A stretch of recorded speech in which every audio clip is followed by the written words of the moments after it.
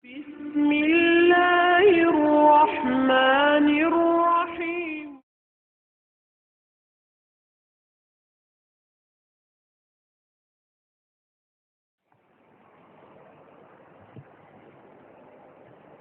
السلام عليكم ورحمة الله وبركاته.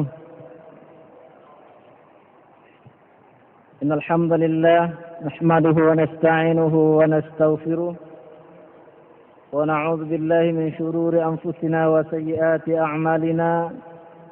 من يهده الله فلا مضل له ومن يضلل فلا هادي له.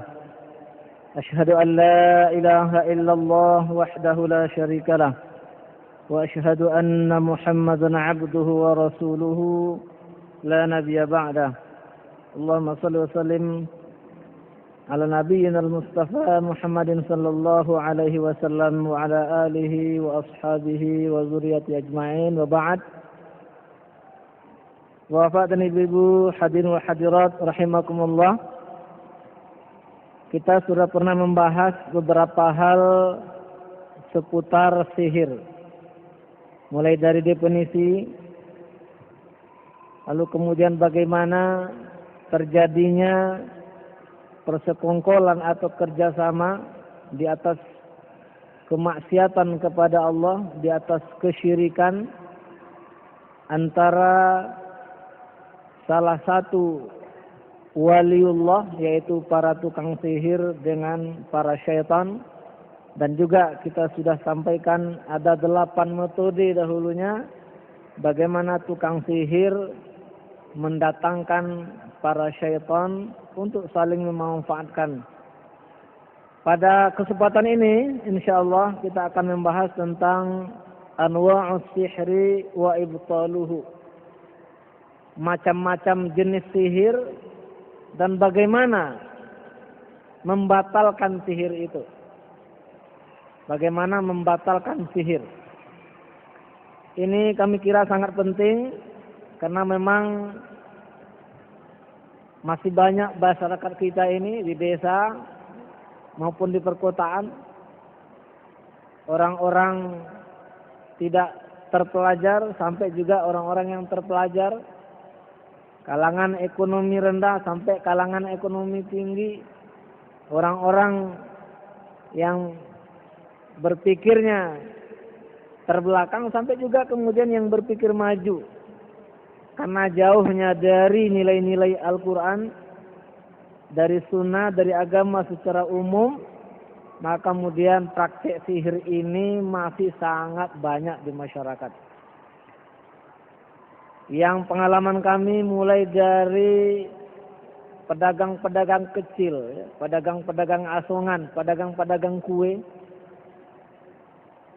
rumah-rumah makan, penjual-penjual sayur, penjual-penjual kosmetik, penjual-penjual pakaian, toko emas, sampai para kontraktor-kontraktor itu masih banyak, ya, baik sebagai korban maupun sebagai yang memanfaatkan sihir ini.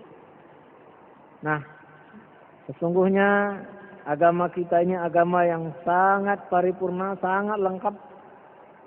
Ditunjukkan oleh Allah syaitan itu secara detail. Dari apa tercipta, apa tujuan tercipta, bagaimana-bagaimananya. Dan sampai kemudian bagaimana terjadinya sihir. Dan bagaimana kemudian kita membatalkan sihir itu.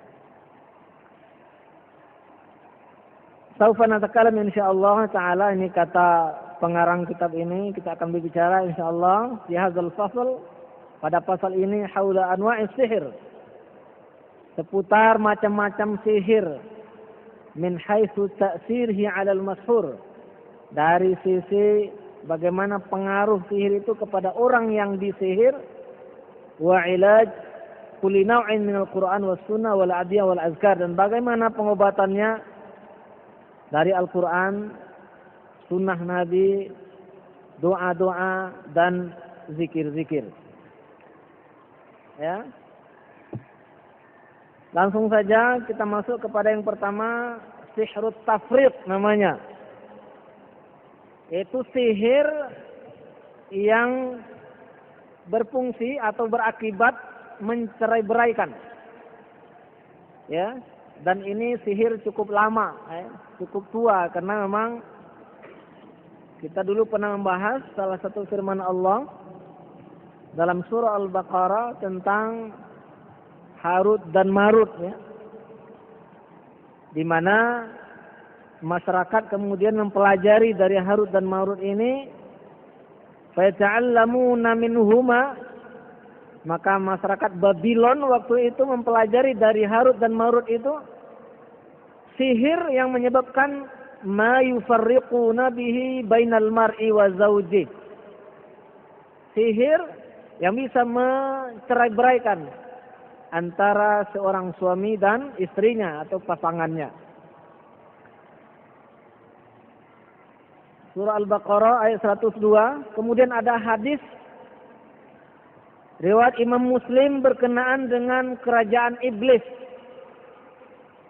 Hadis ini sudah pernah kita sampaikan, tidak mengapa kita ulangi pada kesempatan ini. An Jabir radhiyallahu anhu qala Rasulullah sallallahu alaihi wasallam, inna iblis yad'u arsyahu 'alal ma'. Dari Jabir, semoga Allah ridho kepadanya, beliau berkata, Rasulullah sallallahu alaihi wasallam bersabda, sesungguhnya iblis meletakkan singgasananya di atas air. Summa yab'atsu sarayahu. Dari singgasananya itu dia mengutus pasukan-pasukan kecil. Saraya itu jamak dari sariyah. Kalau Rasulullah berperang, biasanya Rasulullah mengutus sariyah, ya, pasukan-pasukan kecil untuk mengintai. Fa'arnahum minhu manzilatan a'zamuhum fitnah. Yang paling dekat di antara pasukan itu dengan iblis posisinya, maka itu yang paling besar fitnah yang dimunculkannya, akibat yang dimunculkannya. Yaji'u ahaduhum fayaqul, pasukan-pasukan yang dilepas itu kemudian datang kembali melaporkan pekerjaannya dan mengatakan, fa'altu kaza wa kaza, saya sudah melakukan ini dan itu. Fayaqul ma sana'ta syai'an. Kalau dinilai oleh iblis sebagai rajanya bahwa pasukan itu masih melakukan hal-hal kecil, maka kemudian dimarahi, kamu belum berbuat apa-apa.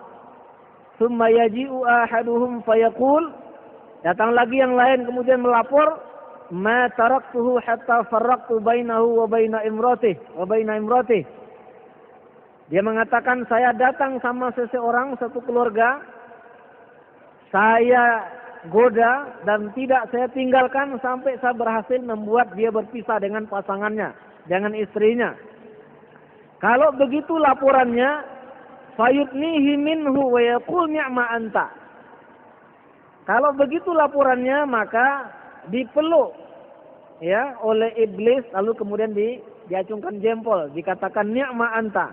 Kamu ini tentaraku yang baik, yang terbaik. Seperti kamu inilah yang dicari. Ini Al-Quran dan hadis yang menginformasikan kepada kita tentang adanya sihir perceraian itu. Dan memang waqi'inya, realitasnya memang sangat banyak. Keluarga yang terombang-ambing, keluarga yang bercerai disebabkan oleh sihir dengan berbagai macam alasan kenapa orang melakukan itu. Definisinya adalah huwa amalu sihri litafriq baina az-zawjaini aw libasil bughdi wal karahiyah baina sadiqaini aw syarikaini.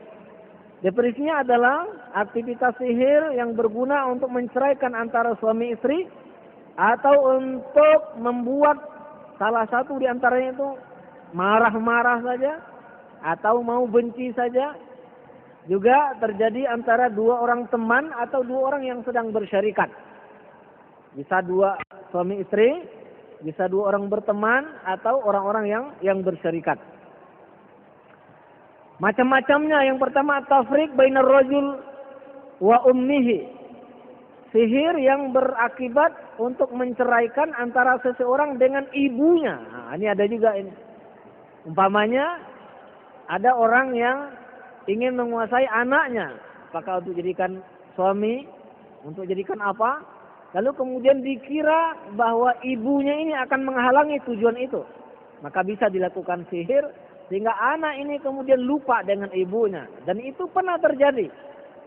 Ya, saya sendiri dimintai konsultasi bahwa bertahun-tahun anak itu kemudian tidak SMS, tidak mengirim surat, apalagi duit. Datang ibunya itu ke rumah anaknya itu tidak disuruh masuk. Berjam-jam akhirnya kemudian numpang dengan tetangganya kemudian pulang dengan tangan kosong. Padahal anak dan istrinya itu ada di rumah itu. Padahal sebelumnya ini anak yang paling diharapkan oleh orang tuanya. Karena memang cukup cerdas, ganteng pula, dan tidak pernah neko-neko, tidak merokok, tidak pernah pandai pacaran, tidak melawan waktu kecilnya. Dia berubah pas ketika lulus PNS. Jadi lulus PNS, lalu kemudian diketahui oleh orang. Nah, kalau di kampung-kampung kan PNS kan lumayan. Kalau disihirlah, itulah akibatnya. Ya sampai sekarang orang tuanya itu masih belum bisa bertemu tidak bisa dengan anak yang semula sangat patuh, sangat alim, ya, tidak pernah ikut dengan apa macam-macam kegiatan anak-anak muda yang tidak baik di kampung itu. Yang kedua, tafriq bainar rajul wa abihi. Bisa juga kemudian memisahkan antara seorang anak dengan bapaknya. At-tafriq bainar rajul wa akhihi. Memisahkan antara seseorang dengan saudara kandungnya. At-tafriq bainar rajul wa sadiqih. Memisahkan antara seseorang dengan sahabatnya. At-tafriq bainar rajul wa syarikihi fi tijarah aw ghairiha. Memisahkan antara seseorang dengan kawannya atau syarikatnya dalam perniagaan atau sebagainya, ya. At-tafriq bainar rajul wa zawjatihi. Memisahkan antara seseorang dengan istrinya. Wa hadzal nau akhtaruha wa aktsaruha intisyaran. Yang macam yang terakhir ini, sihir untuk memisahkan antara seseorang dengan istrinya, menurut Wahid Abu Salam Bali ini paling berbahaya dan paling banyak terjadi. Beliau ini seorang ulama, hafiz Quran, yang lama sekali punya pengalaman dalam ruqyah ini, lalu kemudian beliau menulis pengalaman-pengalaman itu dalam buku ini. Lalu kemudian beliau mengatakan di sini menjelaskan kepada kita a'radu sihri tafriq. Apa tanda-tanda yang dirasakan oleh orang yang kena sihir tafriq itu, sihir untuk perceraian itu. Yang pertama, inqilabul ahwal faj'atan min hubbin ila bughdin. Yang pertama adalah terjadinya perubahan kondisi kejiwaan secara mendadak. Dari yang semula cinta, tiba-tiba mendadak menjadi benci. Mendadak aja. Tidak ada angin, tidak ada petir, tiba-tiba berubah. Ya, seperti itu. Jadi begitu pengaruh sihir itu masuk, maka umpamanya menit ini baik, itu langsung berubah seperti itu. Yang kedua, kasratus syukuk bainahuma. Banyak sekali keraguan antara keduanya. Yang semula saling percaya, ya, lalu sekarang ragu, ya, mulai banyak suuzon. Yang ketiga ada mutimasil a'zar. Tidak lagi apakah kalau suami istri atau saling berteman itu bisa menerima maaf. Ya, sedikit kesalahan lalu kemudian minta maaf, tidak bisa menerima. Tidak bisa lagi memberi maaf. Yang keempat, ta'zimu asbabil khilaf wa in kanat haqira. Membesar-besarkan perbedaan yang terjadi walaupun sebenarnya masalah-masalah sepele. Masalah-masalah sepele mungkin hanya karena garam, karena santan, itu tiba-tiba kuali sama periuk bisa melayang seperti itu, ya. Atau tamparan dan sebagainya, atau caci maki. Ya. Atau kemudian muncul kata-kata yang berbahaya. Mengusir atau minta cerai. Nah, kalau wanita seringnya seperti itu. Ya, dia langsung minta dicerai. Suaminya kaget, ini kenapa ini kok tiba-tiba minta cerai? Sebenarnya tidak apa-apa sebelumnya seperti itu. Yang kelima, qalbu suratir rajul fi aini zaujati wa qalbu suratil zaujah fi aini zaujiha. Yang kelima adalah terjadinya perubahan dalam pandangan seorang suami wajah istrinya, atau sebaliknya, dalam pandangan suami istri wajah suami itu berubah. Farrajul yara zaujatahu fi manzarin qabihin wa in kanat min ajmalin nisa. di mana seorang laki-laki melihat istrinya itu sangat jelek, walaupun sebenarnya istri itu adalah wanita terbaik, tercantik di kampungnya itu. Kalau sudah ya kena sihir ini, dia lihat istri itu sangat jelek. Wal haqiqah anna syaitan al-muwakkal bis-sihri huwa allazi yatasawwaru ala wajhiha bi suratin qabihah. Hakikatnya adalah bahwa syaitan yang diutus oleh tukang sihir itu, dialah kemudian yang menjadikan wajah istrinya itu jelek dalam pandangan suaminya. Wal mar'atu tara zawjaha fi manzarin mukhifin mur'ibin. Begitu juga seorang istri melihat suaminya tiba-tiba sangat menakutkan, ya, tidak ada lagi kemesraan, tidak ada lagi kelembutan, ya, sangat menakutkan. Yang keenam, karahiyatul mashhur li kulli amalin yaqumu bihi tarful akhar. Orang yang di sini itu kemudian akan benci setiap apa saja yang dikerjakan oleh pasangannya. Apa saja dikerjakan salah semuanya. Tidak mandi salah, cuci muka salah, seperti itu ya. Kemudian karahiyatul mashhur alil makan allazi yajli fil tarful akhar. Kemudian orang yang kena sihir itu menjadi benci, tidak suka tempat yang di situ duduk pasangannya. Ya, kalau dia di rumah, ada pula suaminya di rumah, dia tidak suka. Fatara zauja kharijal baiti fi halatin nafisa jayidah. Biasanya istri yang kena sihir itu kalau di luar rumah, dia melihat suaminya itu baik. Ya, tidak ada masalah. Fa iza dakhala al-bait sya'ura bidalqin nafisin syadidin. Ya. Tetapi kalau sudah masuk ke rumah, itu berubah itu suasananya, ya. Berubah suasananya, dia merasa kemudian sempit, ya, merasa tidak nyaman seperti itu. Yaqul Hafiz Ibnu Katsir rahimahullah taala, Imam Ibnu Katsir semoga Allah merahmatinya berkata, "Wa sababut tafriq baina az-zawjaini bis-sihri ma yukhayyilu ila ar-rajuli aw al-mar'ati min al-akhar min su'i manzarin aw khuluqin aw nahwu dzalika min al-asbab al-muqtadiyah lil furqah." Apa kata Ibnu Katsir? Sebab terjadinya pemisahan antara suami istri akibat sihir itu adalah ma yukhayyil, ya, di mana seorang suami itu dibuat, ya, seperti punya khayalan melihat istrinya atau sebaliknya dengan wajah, dengan penglihatan yang sangat jelek, atau akhlaknya atau perilakunya dilihat jelek, atau lain sebagainya yang bisa menyebabkan kepada perceraian itu. Ya. Lalu kemudian kaifa yahdus sihru tafriq. Nah, ini penting. Bagaimana terjadinya sihir perceraian itu? Yazhabur rajulu ila sahir. Ada seseorang datang sama tukang sihir. Wa yatlubu minhu ayufarriqa baina fulan wa zawjatihi. Dan dia kemudian minta kepada tukang sihir itu untuk memisahkan antara seseorang dengan istrinya. Kadang-kadang, nah ini pula. Kadang-kadang ini yang melakukan pernah itu terjadi orang tuanya. Orang tuanya menyihir anak dan mantunya. Entah karena buruknya perangai istrinya atau kena apa begitu. Nah, dia minta supaya anaknya itu kemudian benci kepada istrinya. Fa yatlubu minhu sahir ayyu'tiyahu ismar rajul al-murad sihruhu wasma ummihi. Lalu biasanya tukang sihir akan minta siapa nama orang yang ingin disihir itu. Lalu siapa nama ibunya. Summa yatlub minhu asaran min asarihi, mungkin sya'rahu, saubahu, qalansuwatahu. Lalu dia minta, ya, bekas pakaian orang yang ingin disihir itu. Apakah rambut, apakah baju, peci, dan lain sebagainya.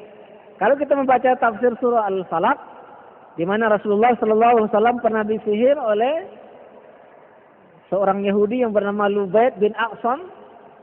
Itu beliau, Lubaid bin Aqsam ini mengutus seorang budak atau anak perempuan untuk jalan-jalan ke rumah Nabi. Lalu yang didapatkan adalah rambut, lalu kemudian gigi sisir Nabi, ya, itu yang kemudian yang diikat lalu dimasukkan ke dalam satu sumur. Nah, seperti itu, ya. Jadi itu barang-barang yang pernah dipakai. Fa iza lam yastati' amila lahu sihran ala ma'in, kalau tidak mampu menapangkan pakan-pakan seperti itu, maka tukang sihir akan melakukan sihir ya di air. Wa amarahu ayaskubahu fi tariqil murad sihru, lalu kemudian air itu disuruh ditumpahkan atau ditaruh di jalan yang akan dilalui oleh orang yang ingin disihir itu. Fa iza takhaffahu usiba bisihri. Orang itu kalau melewati jalan itu maka akan kena sihir itu. Dan kalau ini yang di kampung saya tuh yang sering itu adalah biasanya ada tanda silang warna putih di depan pintu.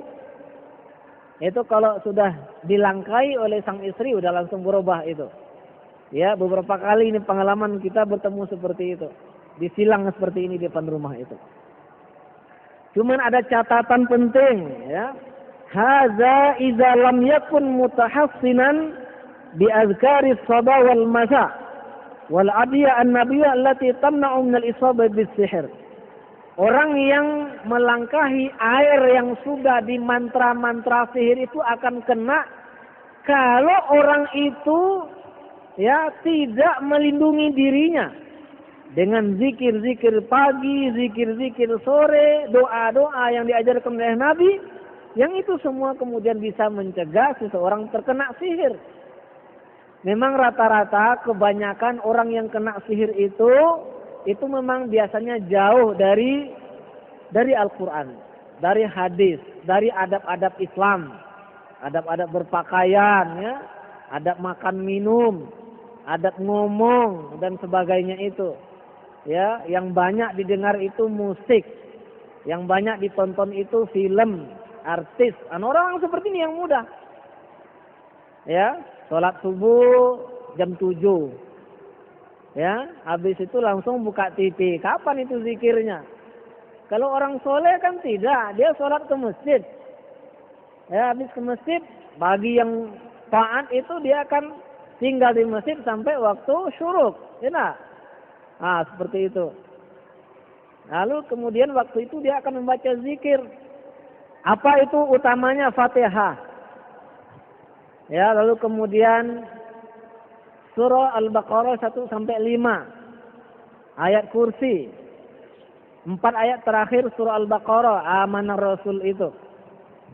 Lalu kemudian Al-Ikhlas 3 kali, Al-Falaq 3 kali, An-Nas 3 kali.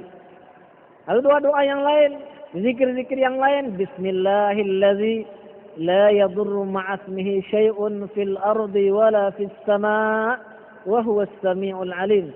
Ini luar biasa, dengan nama Allah tidak ada mudarat dengan nama Allah itu. Ya. Bismillahilladzi la yadurru ma'asmihi syai'un, sesuatu pun di langit dan di bumi. Ya. Kemudian a'udzu bikalimatillahi tammati min syarri ma khalaq. Ya, dan lain sebagainya. Banyak sekali itu. Ya, cuman ya banyak mayoritas tidak terbiasa ya umat itu berzikir. Padahal Masya Allah ini luar biasa. Jadi Allah tahu kita punya musuh, Rasulullah tahu kita punya musuh. Lalu kemudian Allah dan Rasulnya kemudian mengajari kita bagaimana kita bisa terhindar dari musuh itu. Al-Quran saja umpamanya. Al-Quran itu luar biasa kalau kita renungkan. Kalau kita membaca Al-Quran sebenarnya bisa menggantikan musik-musik itu. Memang di dalam relung jiwa kita itu ada relung-relung untuk irama-irama. Coba kita isi dengan Al-Quran. Ya, coba dihafal surah Ar-Rahman, ditiru suara Syekh Musyari Rasyid. Wa bi ayyi ala'i rabbikuma tukadziban. Pasti jauh lebih enak dari lagu Ariel, Ayu Ting Ting dan sebagainya. Itu Masya Allah rendahan-rendahan itu. Cuman apa sekarang Pak? Ibu-ibu itu sudah banyak sekarang ini yang membeli video untuk karaoke itu. Nah, nanti ada undangan ini, itu bangga pula. Suami istri naik ke pentas. Ya, udah suami istri, nah anaknya pula dipanggil. Ini nyanyikan Cicak Rowo. Kalau begini Pak, tentu iya ya, mudah kita kena sihir. Cobalah ini ya. relung jiwa kita itu memang ada tempat irama di situ. Makanya kita disuruh menyanyikan Al-Quran ini. Disuruh kita menyanyikan Al-Quran oleh Nabi. Itu sebenarnya harus mengisinya. Kenapa capek-capek kita ya susah-susah menghafal nyanyi dangdut dan sebagainya itu. Itu Pak. Jadi catatannya itu. Kalau orang itu sebenarnya sudah menjaga dirinya dengan apa-apa yang diajarkan oleh Allah dan Rasulnya, maka insya Allah sihir itu tidak mempan. Ya, tidak mempan sihir itu. Nah, seperti itu. Kenapa kok sering mempan? Itu dia sebabnya ya. Baik. Nah, itu dia. Au ayyadahu lahu ala ta'amin aw syarabin, atau benda sihir itu ditaruh di makanan atau minuman. Biasanya kalau begini ini malamnya sering mimpi makan, mimpi minum. Itu sihirnya termakan. Ya. Nah, saya sering menangani ini. Kalau sihir termakan terminum itu sore-sore Pak menjelang matahari terbenam itu menyesak itu, rindu sambil hatinya itu sakit. Lalu dia merasa memekik menyebut laki-laki itu. Nah, seperti itu. Kalau sihir itu termakan, dahsyat akibatnya itu. Ya, ini menyesak. Jadi rindu yang luar biasa, ya, terbayang wajahnya, kemudian ingin memekik untuk menyebut namanya seperti itu. Baik. Nah, lalu kemudian saran bagaimana pengobatannya, ini barangkali perlu kita tahu seperti itu. Yang pertama, marhalah ma qabla al-ilaj. Yang pertama, fase sebelum pengobatan. Pertama, tahyiatul jawi al-imani as-sahih. Harus diciptakan atmosfer imani. Suasana penuh iman. Suasana mengindikasikan orang itu orang beriman. Apa di antaranya? Fataqum bi ikhrajis suwar minal bait allazi tu'aliju fihi hatta yatasannal lil malaika an tadkhul. Rumah orang yang kena sihir yang mau diobati itu harus bebas dari gambar-gambar dan foto-foto. Apalagi patung, apalagi foto ulama, apalagi foto ulama yang ditulis dengan tangan. Yang seperti itu. Kadang-kadang Mbak, pengalaman kita susah sekali orang mau melakukan itu. Karena ternyata sebahagian lukisan itu yang kita bukan orang seni ini enggak jelek sekali, tapi ternyata ratusan juta, Pak. Entah apa-apa aja gambarnya, dia beli ratusan juta. Ratusan juta untuk mendatangkan jin ke rumahnya itu. Jin itu kalau dia lewat di depan rumah kita, di dalam rumah itu tidak ada gambar, tidak ada nyanyian, orang kemudian baca Quran. Dia tidak bisa singgah itu Pak, panas rumah ini katanya. Tapi kalau ada gambar, ya gambar artis pula, setengah telanjang pula, ya. Nah, kemudian nyanyi-nyanyian dan sebagainya, ini tempat singgah yang enak katanya seperti itu. Jadi seperti itu. Kadang-kadang susah ngasih taunya. Ya, nah itu dia. Jadi sebaiknya Pak, gambar-gambar itu dibuang. Walaupun kita tidak kena sihir. Karena ada hadis Nabi, innal malaika la tadkhul fi baitin fihi suratun wa kalbun. Malaikat tidak masuk ke dalam rumah yang di situ ada gambar-gambar dan anjing. Nah, seperti itu. Gambar wisuda cuman Pak, ya gambar apa saja lah. Ya. Nah, saya sering bilang, walaupun gambar wisuda, kadang-kadang yang lain yang kena kita, bukan jin sihir, tapi jin yang ada di dalam diri kita yang khannas itu. Bagaimana? Ya, dia kemudian membisikkan ke dalam hati kita, nah kamu ini keluarga mampu, terhormat. Anakmu sekolah semuanya. Yang pertama dokter di Jerman, nah itu, ya pertama gambar wisudanya. Ini dokter, ini insinyur seperti itu. Jadi akhirnya ruang tamu kita itu kemudian berbicara sendiri. Jangan main-main ya, ini keluarga hebat seperti itu. Itu aja kan sudah rusak tuh Pak. Bisa nggak kita kena seperti itu Pak? Hah? Dengan banyaknya gambar itu. Atau tengoklah ini pergaulan orang hebat ini gambar dengan dirjen, gambar dengan anggota dewan seperti itu. Saran saya, dimasukkan aja lah ke album kalau sayang untuk menghancurkan seperti itu. Karena terlalu mahal ini Pak. Ya, kita mengkondisikan rumah kita seperti itu, lalu kemudian mudah dimasuki oleh syaitan seperti itu. Dan kalau ada keluarga kita yang kena sihir, itu akan menjadi masalah, akan mempersusah, ya, mempersusah sihir itu keluar. Kenapa? Ya udahlah anaknya mungkin pakaian belum rapi, ya belum sesuai dengan syar'i, kemudian banyak pula gambar, anaknya pun baca Qur'annya tidak beres. Nah akhirnya itu akan mempersusah keluarnya seperti itu. Kedua, ikhraj ma ma'al marid min hijabin aw tamimatin wa harquha. Mengeluarkan apa yang ada bersama orang yang kena sihir itu berupa jimat-jimat yang diberikan oleh dukun-dukun sebelumnya. Sering Pak kita menerapi orang kena sihir itu, udah kemana aja Bu? Nggak usah bilang lah Pak. Kasih situ. Apa ya nih kasih macam-macam. Ya, nah itu dibuang dulu semuanya. Harus diberitahu. Nah, kadang-kadang itu dibeli Pak, mahal lagi belinya. Jutaan kadang-kadang. Nah, supaya anak ibu ini tuntas, kata dukun itu. Kita keluarkan, kemudian kita jaga dia. Kita bentengi dia. Ini bendanya beli Bu, seperti itu. Tiba-tiba kita mau buang. Nah, makanya harus diberi pengertian dulu. Khulul makan min ghina aw mizmar, ya. Tempat atau rumah yang ingin kita membantu orang di situ harus tidak ada di situ nyanyi-nyanyian atau seruling, karena seruling itu adalah ya pokoknya sangat suka ala syaitan. Tengoklah film India. Kalau pakai seruling kan itu ular bisa menari-nari. Ya. Nah, saya kemudian berpikir, memang kata Nabi, ya salah satu bentuk jin itu adalah berbentuk ular seperti itu. Lalu kemudian ada orang yang berseruling, ular bisa nari-nari. Nah, barangkali itu wallahu alam ya. Tapi coba perhatikan film India. Ya. Lalu kemudian khulul makan min mukhafalatin syar'iyyatin.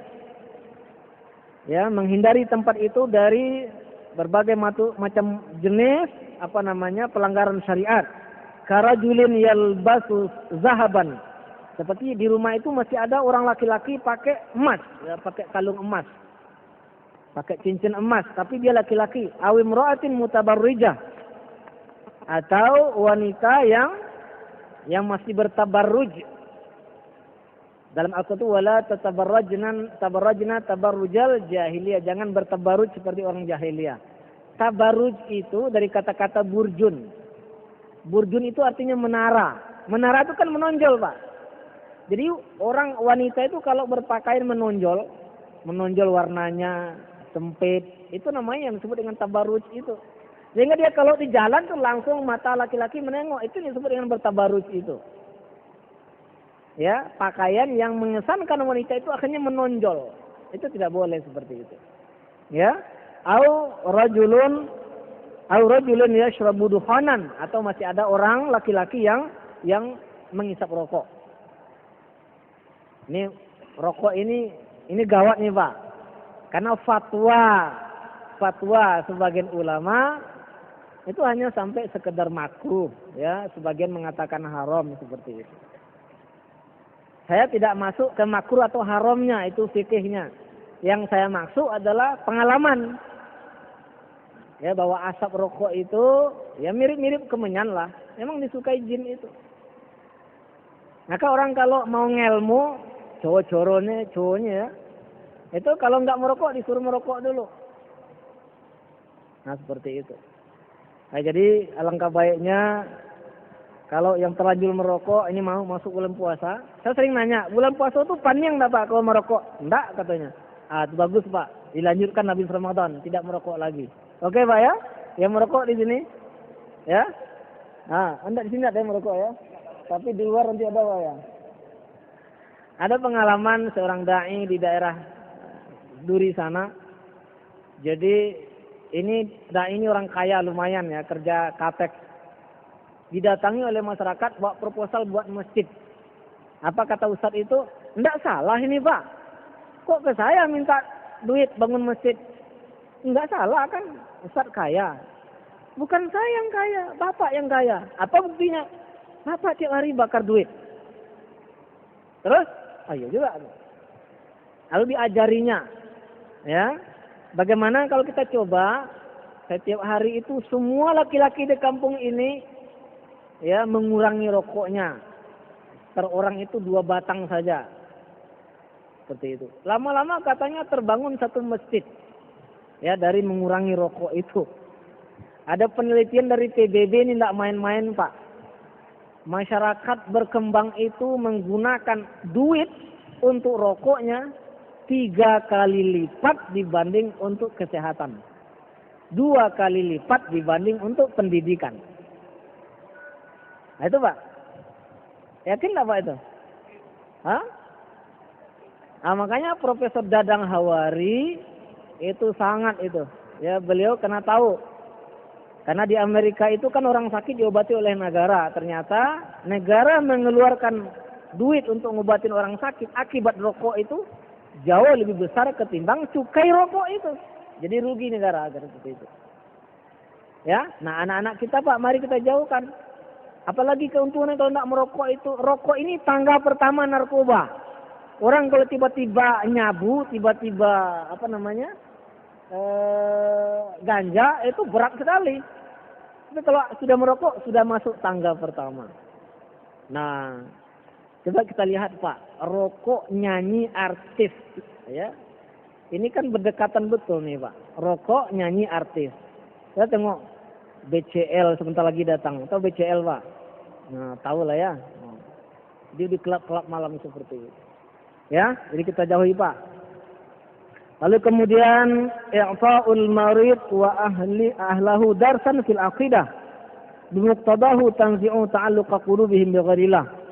Memberikan pelajaran kepada orang yang ingin diruqyah nasir itu dan keluarganya pelajaran tentang akidah yang bisa membuat ya hati mereka itu tidak lagi tergantung kepada selain Allah Subhanahu wa taala. Kadang-kadang baru kita tausiah akidah saja itu yang sakit sudah beraksi. Nah, itu ciri-ciri orang mukhlis itu begitu Pak. Jadi kalau datang ke rumah Bapak itu dia tidak akan minta mangkuk api ya, atau mangkuk api Pak. Tidak minta jeruk. Nah, tapi itu yang dilakukannya. Ya. Nah, seperti itu. Lalu kemudian tafkhisul hala ini tidak penting lagi karena ini sudah spesifik kepada para peruqyah. Lalu kemudian inilah ayat-ayat ya yang dipakai untuk menerapinya sangat banyak ya. Ini tentu tidak perlu kita sampaikan. Itu yang pertama yaitu sihrut tafriq ya. Sungguh banyak sekali korban-korbannya ya. Karena itu kita harus waspada. Yang kedua adalah sihrul mahabbah ya. Lawan dari yang tadi yaitu sihir cinta ya, bagaimana orang kemudian jatuh cinta. Namanya sihru al-mahabbah. Yaqulu Nabi sallallahu alaihi wasallam innar ruqa wa tamaim wa tiwala syirkun. Nabi berkata ruqyah, jimat, tiwalah itu adalah syirik. Nah, tiwalah itu adalah ma yuhabbibul mar'ah ila zawjiha min nafsihi wa ghairihi. Yang di sini yang disebut syirik termasuk sini adalah tiwalah, yaitu sesuatu yang bisa membuat seorang istri atau suami mencintai pasangannya, tapi tentu tidak cinta alami. Wa ja'alahu min asy-syirki li'tiqadihim anna dzalika yu'assir wa yaf'al khilafa ma qadarahu Allah taala. Nabi menjadikan tiwalah atau sihir. Tiwalah itu adalah sihir pengasihan itu, sihir cinta itu sebagai syirik. Nah, seperti itu, sebagai sesuatu yang syirik. Di sini perlu dijelaskan, ruqyah juga disebut syirik oleh Nabi. Maksudnya adalah ruqyah syirkiyah. yaitu ruqyah-ruqyah yang ini ada penjelasannya. Wa uhibbu an unabbih ala anna ar-ruqyah al-ma'niyah fil hadis as-sabiq hiya ar-ruqyah al-muhtawiyah ala isti'anati bil jinni wa syayatin wa ghairi dzalika mimma yadkhulu fi syirki.